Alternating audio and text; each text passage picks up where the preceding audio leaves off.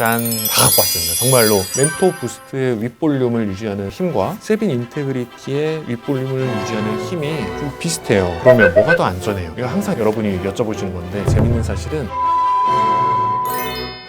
안녕하세요. 나나TV 황동현 원장입니다. 짠! 다 갖고 왔습니다. 정말로 대한민국에서 지금 쓰고 있는 보형물 다 갖고 왔습니다. 직접 눈으로 비교시켜 드리도록 하겠습니다. 지난 영상 재밌게 보셨던 분들은 아시겠지만 첫 번째에서 제가 멘토 3대장에 대해서 보여드렸고 그 다음에는 모티바 세빈 보형물을 또 한 군데 모여놓고 보여드렸어요. 이게 매끈이와 꺾으리 약간 이게 표면 처리가 조금 다르기 때문에 사실 이렇게 놓고 봤을 때는 뭐가 좋은지 모르겠다, 이거 똑같은 거 아니야. 하지만 실제로 몸 안에 들어갔을 때 느낌, 촉감 또는 수술 후에 발생하는 리플링 뭐 이런 것들은 차이가 분명히 있기 때문에 직접적으로 좀 보여드리도록 하죠. 최근에 나온 멘토 부스트는 이따가 얘기하도록 하고요. 한국에서 가장 많이 사용됐던 세 가지를 꼽자면 멘토 엑스트라, 세빈 인테그리티, 그리고 모티바 이렇게 세 가지 보형물인데 사실 가장 큰 차이는 촉감에 있어요. 피부가 굉장히 마르시거나 윗가슴이 많이 꺼지신 분들한테는 촉감 외에도 모양이나 리플링이 존재하기 때문에 각각을 좀 비교를 해드리도록 하죠. 딱 보면은 두 개는 비슷하고 하나는 다르죠. 멘토 엑스트라와 모티바는 보형물이 갖고 있는 점탄성이 비슷해서 그런지 주름의 개수라든지 주름의 깊이가 비슷해요. 근데 세빈 인테그리티는 주름의 개수와 주름의 깊이 그리고 주름의 형상에 있어서 굉장히 독특한 특징을 띱니다. 세빈 인테그리티는 조금 더 울퉁불퉁하다, 오돌도돌한 그런 느낌이 좀 전해지는 게 사실입니다.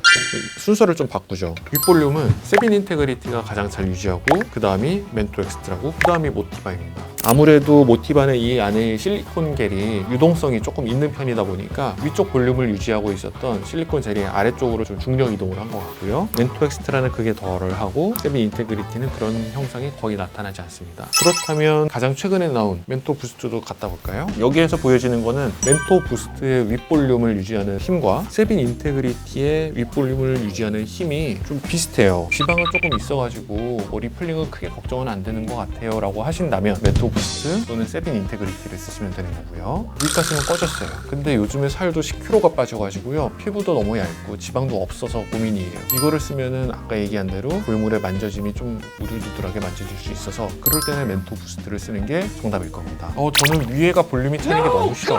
그냥 물방울 모양처럼 그냥 자연스럽게 슬로프가 만들어지는 게 좋아요 라고 하시면 그럴 때는 오히려 모티바나 멘토 엑스트라가 정답이 될 것 같습니다. 그러면 뭐가 더 안전해요? 이거 항상 여러분이 여쭤보시는 건데 안전의 기준이 부작용을 얘기를 하는 겁니다. 현재 부형 구축은 저희 병원 기준으로는 한 0.2% 굉장히 낮은 수준으로 유지되고 있거든요. 근데 재밌는 사실은 어떤 보형물을 써도 특별히 이제 부형 구축률을 높이거나 그런 것들이 보이지가 않아요. 어느 보형물은 뭐 FDA 승인을 받았다, 어느 보형물은 뭐 이런 특별한 기술이 들어갔다라고 해서 부형 구축이 낮춰진다고 각각의 회사들은 얘기를 하고 있지만 실제로 안전성에 있어서는 앞에 있는 모든 보형물들은 완전하게 동일하다라고 보셔도 되고요. 다만 이 선택의 기준은 안전성의 기준이 아니고 내가 갖고자 하는 가슴의 모양, 가슴의 촉감, 그리고 내가 갖고 있는 신체적인 특징을 고려해서 선택을 하는 게 가장 현명하다, 이렇게 볼 수 있을 것 같습니다. 그러면 두 가지 보형물도 더 이제 세워볼까요? 가정을 해봅시다. 내가 40대 또는 30대 후반 모유수유하고 가슴이 꺼졌어요. 그러면 어떤 보형물이 내 윗볼륨을 가장 잘 채워줄까는 내가 서 있을 때도 좀 가슴 윗볼륨을 유지해주는 거거든요. 여러분들도 보이시나요? 제 눈은 보이네요. 먼저 윗볼륨을 가장 잘 유지해주는 순서대로 쭉 재배치를 해볼게요.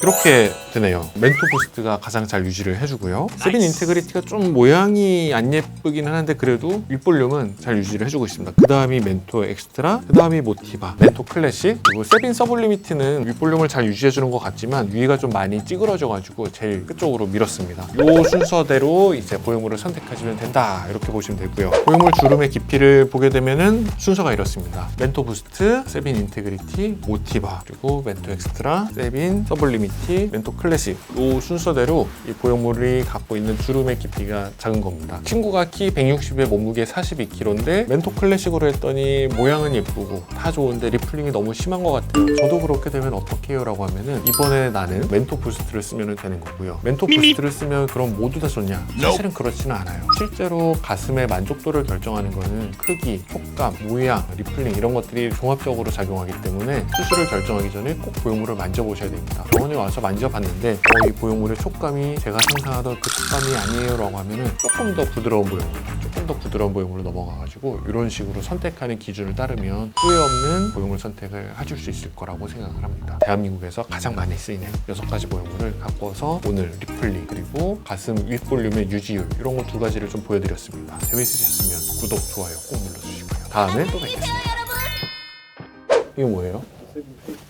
아, 세빈 스무스. 세빈은 이 위에 모양이 이렇게 찌그러지는 게 종특, 종특이네.